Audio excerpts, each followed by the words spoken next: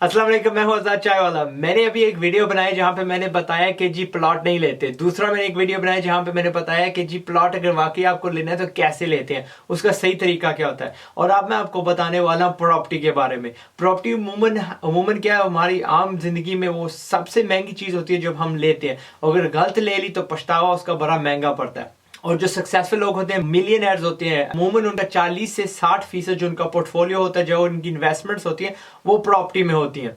इसको समझना और इसको सही करना, सही तरीके से लेना, सही तरीके से इन्वेस्ट करना बहुत जरूरी है। इसलिए ताकि आपको पता चले कि प्रॉपर्टी में सही कैसे इन्वेस्टमेंट करते हैं और आप भी वो ना मिस्टेक्स बनाओ जो अमूमन सारे लोग बना रहे हैं।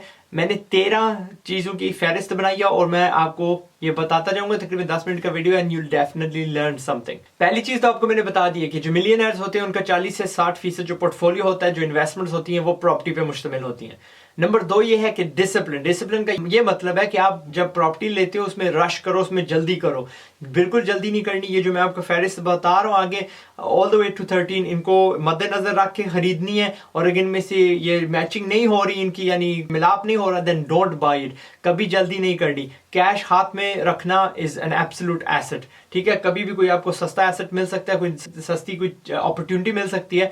फर्ज करो कोई चीज नीलाम हो रही है या डिस्ट्रेस एसेट, तो आप ले सकते हो काम का। लेकिन जिस बंदे के पास बहुत ज्यादा प्लॉट्स हैं, फंसे हुए हैं, और उसके पास कोई अपॉर्चुनिटी नहीं है कैश हाथ में रखना, या खुदा न खास्ता आपके साथ कोई इमरजेंसी हो जाती है, आपको कैश की जरूरत होती है, सो कैश इज किंग। बस यही कहूंगा। मैं काफी बंदों को जानता हूं जो जमीन और कागज पे बड़े अमीर हैं, लेकिन जब उनको बोलो कि आपके पास कैश है तो they don't have it. Okay ji, हमेशा लिक्विडिटी अच्छी होती है। नंबर 3, जब भी आप प्रॉपर्टी लेते हो आपको कम से कम मिनिमम 10% किराया कमाना है हर साल।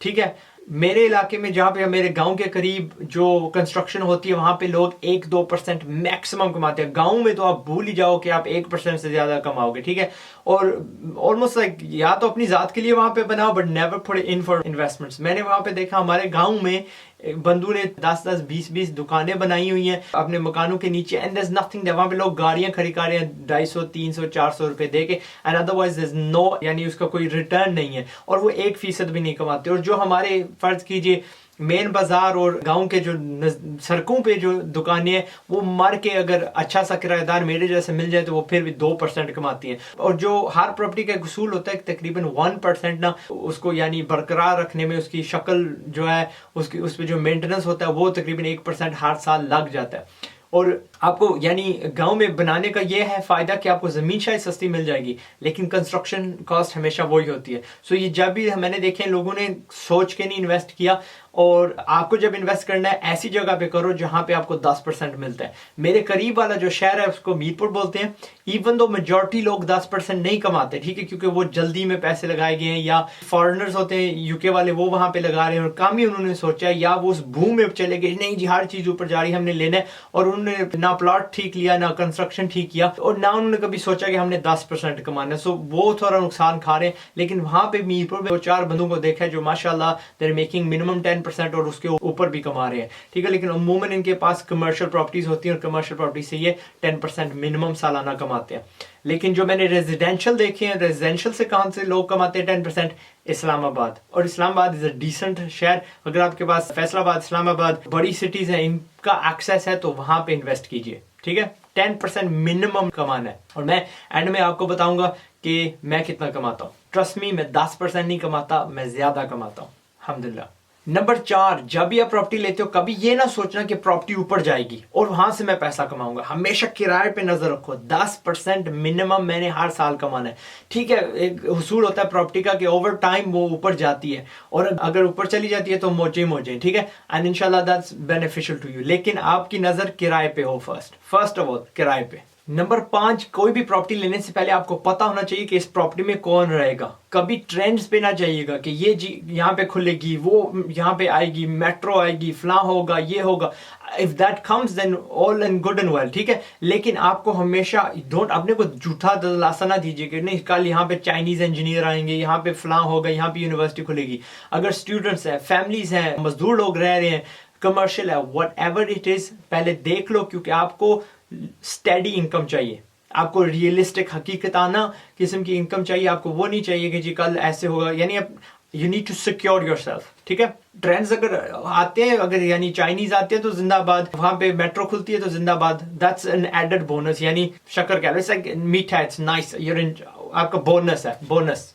नंबर 6, कभी भी ऐसी प्रॉपर्टी ना लो जो आप ना फिक्स कर सको, ठीक है। मैंने एक पाकिस्तान में ट्रेंड देखा है जी, इश्तिहार लग रहे होते हैं जी, हमारी ना प्रॉपर्टी 70% कंप्लीट है, आप ले लो, बाकी आप कंप्लीट कर दो। प्लाजा हमारा 60% खड़ा हो गया जी, बाकी आप कंप्लीट कर लो। उसमें यानी कंस्ट्रक्शन के अलावा भी कोई चीज छुपी खराबी हो सकती है, आई डोंट नो, कोई तनाजा हो सकता है उस चीज का, या कोई वहां पे हलचल हो सकती है, व्हाटएवर। इसमें उमूमन क्या होता है, कोई अपने गले की जो बला है ना आपके गले में उतारना चाहता है, आपके पास ऑन करना चाहता है, सो इनसे आप दूर रहिए। Okay, never by half done projects.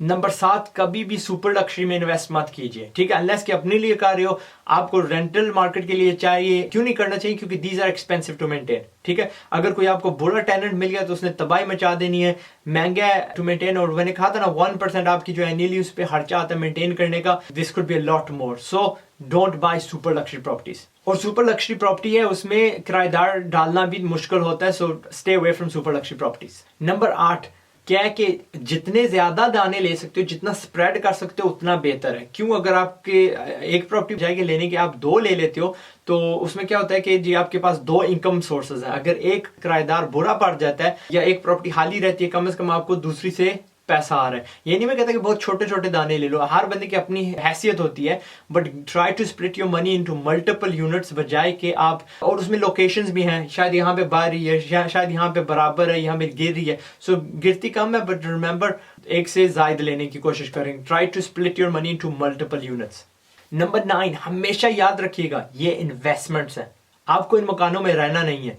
You have to remember कि अगर यहाँ पे जी मजदूरों ने रहना है, यहाँ पे जी फैमिली ने रहना है, यहाँ पे जो मर्जी, यानी यू हैव टू रिमेंबर कि ये किसी के लिए ले रहे हो और किसी को किराए पे देना है, and it's got nothing to do with you, आपने वहां पे रहना है। उमूमन जो खातूनें होती है जब इनको ये डिसीजन देते हो ना, they trying to make the worst decision, ये ऐसे समझना शुरू कर देती हैं जिस तरह के हमने यहाँ पे रहना है। सो मर्द भी करते हैं लेकिन ये कम होता है, but I am trying to warn you, never do this. एहतियात कीजिएगा कि यहाँ पे आप खुद नहीं रह रहे, किराएदार रह रहे हैं, you have to make money. Think कि जी मैक्सिमम अपॉर्चुनिटी कैसे है, ज्यादा ज्यादा किराएदार किस तरह डाल सकता हूँ, ज्यादा ज्यादा पैसे किस तरह ले सकता हूँ, एंड दैट्स इट, ठीक है। और कम से कम मेंटेनेंस होनी चाहिए। Number 10, location location location. आप स्कूलों के नजदीक रहिए, आप दुकानों के नजदीक रहिए, आप ट्रांसपोर्ट लिंक्स के साथ रहिए, जहाँ पे अड्डे हैं, जहाँ पे मेट्रो है, जहाँ पे बंदे चहलकदमी, जहाँ पे दफ्तर ज्यादा है, देन दे कैन एक्चुअली, क्या है कि उनकी अट्रैक्शन ज्यादा होती है। यहाँ पे कम ही चांस है कि प्रॉपर्टी गिरेगी, और दूसरा क्या है कि लोग यहाँ पे ज्यादा जल्दी से किराए पे चढ़ जाएगी, और it's more attractive to people, ठीक है। सो स्कूल होएगा तो जी फैमिली है, दफ्तर होंगे तो काम वाले होंगे, दुकानें वगैरह होंगी, it's just much much easier to put it on rent, बजाय कि आप थोड़े वीराने में ले लेते हो। बेशक थोड़ी सस्ती मिलती है, ट्राई टू गेट इट, क्योंकि वहां पे आपको शायद किराया 10% मिले, लेकिन वहां पे शायद किराएदार ना मिलते हो। सो सेफ्टी ये है कि आप लोकेशन देखो, यानी गेट इट इन बेहतर लोकेशन, ठीक है। और प्लस जो अपना वीराने में होगी वहां की कीमत राइज होना थोड़ा आहिस्ता होगी यहाँ पे, क्योंकि वैसे ही आप सेंट्रलाइज्ड हो, आप आबादी के करीब हो, यहाँ पे it has a higher chance of going higher, ऊपर जाना, ठीक है, उसके ज्यादा चांसेस है। नंबर 11, मैंने एक चीज देखी है, हर 2, 3, 4 साल के बाद किराया, जो अमूमन जो मार्केट का किराया होता है वो ऊपर जाता है। इसलिए मैंने तकरीबन जितनी मेरी कमर्शियल प्रॉपर्टीज है उनमें हर 3 साल के बाद फिक्स कर दिया कि जी मुख्तलिफ है, किसी के 7% है, किसी का 10% है, किसी का 5% है, कि इतना किराया आपका हर चंद साल के बाद बढ़ेगा। क्योंकि यहाँ पे जो मैंने कमर्शियल प्रॉपर्टीज दी हुई है मैंने 10-20 साल के लिए दी हुई है, ठीक है, उनको लीजेस हम बोलते हैं। और जो मेरी रेजिडेंशियल प्रॉपर्टीज है उनमें अमूमन 12 महीने, 24 महीने, 36 महीने लोग रहते हैं और उसके बाद चले जाते हैं, और जो अगला किराएदार आता है उसकी वैसी में ना जी 10-20 पाउंड ऊपर कर दिए, डॉलर इतने ऊपर कर दिए। ये जहां पे भी मेरी प्रॉपर्टी है वहां पे हम थोड़ा थोड़ा किराया ऊपर करते जाते हैं, एंड इट्स जस्ट एक उसूल है, हर चीज महंगी होती जाती है। वो चीज नहीं है जो आज किराए हैं वो 10 साल पहले नहीं थे, जो 10 साल बाद होंगे दिल बी मच हायर। सो एक उसूल है कि किराए ऊपर जाते हैं। और इन किरायों का ऊपर जाना क्या होता है कि जब आप 7, यानी उमूमन मैंने कहा कि आप 10 साल के आप देख रहे हो, 10% 10% 10% 10% आपने बनाना है, लेकिन उमूमन क्या होता है आप 7-8 पे आ जाते हो। एक बात बतानी थी कि जो मैंने ऊपर सबसे पहले कहा था, ऊपर यानी जो पहला पॉइंट या दूसरे पॉइंट में मैंने कहा था, मैं 10% नहीं कमाता, मेरी जो बेयर मिनिमम जो मैं कमा रहा हूँ मैं 14% कमा रहा हूँ। और मेरे पास तकरीबन 20% ऐसी प्रॉपर्टीज हैं जो 20% से ऊपर कमाती हैं, 22 कमा रही हैं, 27 कमा रही हैं, 28 कमा रही हैं, और मेरे पास 3 3 ऐसी प्रॉपर्टीज हैं जो 30% से ऊपर कमा रही हैं। अब वो हर रोज नहीं मिलती आपको 30% वाली, मुझे इसलिए मिली थी क्योंकि मैंने यानी नीलामी में ली थी, ठीक है। तो नीलामी में ली थी, अमेरिका में ली थी, और वहां पे क्रेडिट क्रंच था। सो मुझे कभी कभी अच्छी दाने मिल जाते हैं और मेरे पास लिक्विडिटी थी, जब अपॉर्चुनिटी आई मैंने ले ली। तो अब वो तकरीबन 3 साल से कई ज्यादा हो गए मुझे साल उनको लिए हुए, और समझ लो मुझे कब के वो पैसे पूरे हो चुके हैं, ठीक है। सो एनीवे क्या होता है कि जो मेरी जो 12% वाली हैं, जो मेरी 22% वाली हैं, 18% वाली हैं, उनमें मैंने कुछ ना कुछ काम किया, बट ओवर टाइम क्या हुआ क्योंकि किराए बढ़ते गए हैं, आई ऑब्वियसली 10% से मैं ऊपर चला गया, लेकिन स्टार्ट तकरीबन साहब का मैंने 10% पे किया था। नंबर 12 एक उसूल है, हर प्रॉपर्टी इन्वेस्टर को ये उसूल पता और आपको भी पता होना चाहिए कि हर 8 से 12 साल के जो पीरियड होता है, इसमें हर प्रॉपर्टी दुगनी हो जाती है, ठीक है। अगर आप कोई भी लेवल ले लो, अब वहां पे अगर कोई जंग हो रही है या कोई खास वहां पे कोई बूम था, यानी जाली किस्म का बूम था, तो वो उसको आप रहने दीजिए। In any normal environment, any normal property की जो आप देखो, यानी जिसमें कोई एक्सटर्नल कोई खास ऊंच नीच ना हुई हो, वहां पे क्या होता है हर 8 से 10 साल में प्रॉपर्टी की जो प्राइसेस होती हैं नेचुरली डबल हो जाती हैं, ठीक है।